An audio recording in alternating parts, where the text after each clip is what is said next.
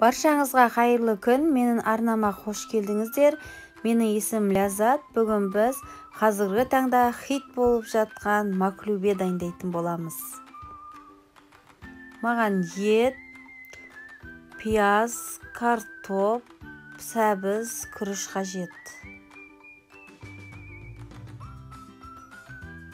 Осылайша екі табамызға майды құйып аламыз. Етті қуыратын табамызға майды аздап құямыз. Ал мына екінші таба ол сәбіз бен картоп қуыратын табамыз.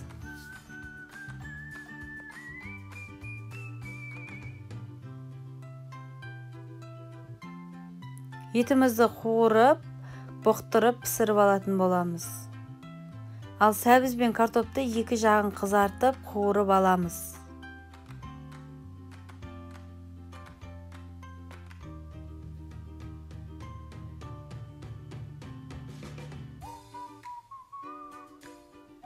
Сәбізіміз күйіп кетпеу керек, тек қана қызарып пісу керек. Етімізге тұзымызды салып, бұқтырып, бетін жауып қоямыз.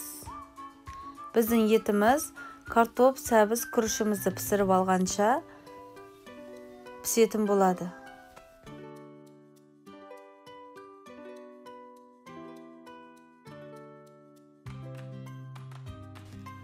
Достар, видеоны соңына дейін қараңыздар.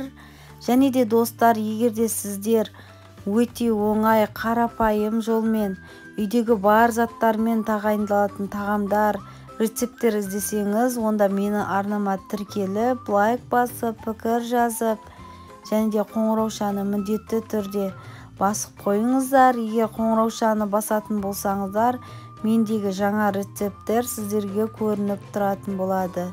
Яғни ең бірінші болып көретін боласыздар.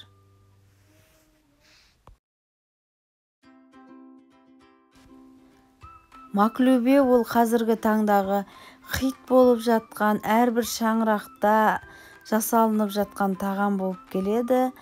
Жасалу жолы негізгі түбірі бір болғанмен, әркім әртүрлі өз білгендерінше жасалуда. Бүгін мен тауықтың етінен жасап көрдім, өте дәмді болып шықты. Сондықтан да сіздер де жасап көрсеңіздер болады. Кішкене ғана май құйып, күрішімізді қуырып алатын боламыз. 20 минуттай уақыт кетеді. Ал біздің етіміз пісіп қалды. Мінекей достар, біз барлығын жеке-жеке қуырып дайындап алдық. Енді қазанымызға аздаған май құйып, оған пиязды орналастырып, яғни барлығын рет-ретімен орналастыратын боламыз.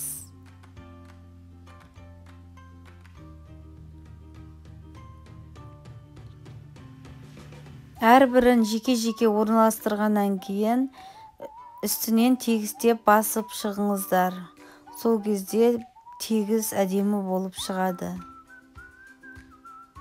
Сәбізімізді түгел барлығын қамтып орналастырамыз. Аздап әрбір тағамда орналастырғаннан кейін тұз сеуіп отырыңыздар. Енді картопты орналастырамыз, одан соң тұз себеміз.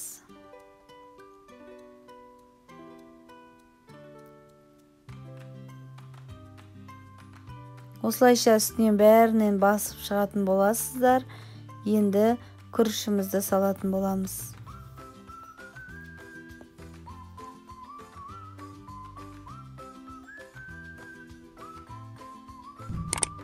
Күрішті салып болғаннан кейін бетін тегістеп басып шығамыз. Аздап тұз себіңіздер.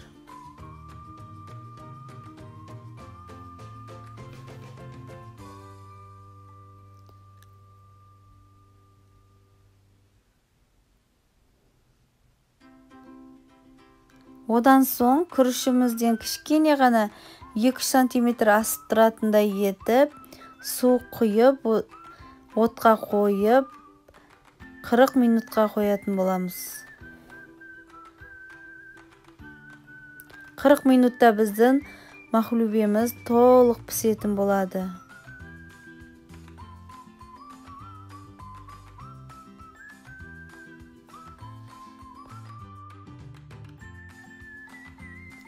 Мінекей біздің маклюбеміз пісіп дайын болып қалды. Ал достар, біздің маклюбеміз пісті. Енді оны тәрелкемізге салып,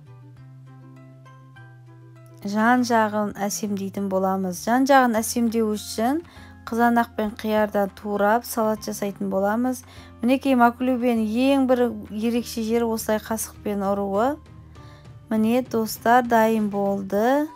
Салатымызды жан жағына салып, әсемдеп, айранымызды қоятын боламыз. Айранды құйып жіберуге де болады, бірақ мен ыдысқа салып қойдым. Себебі әр адамның талғамы әртүрлі. Мінекей достар, біздің маклюбеміз дайын, өте дәмді, өте әдемі болып шықты.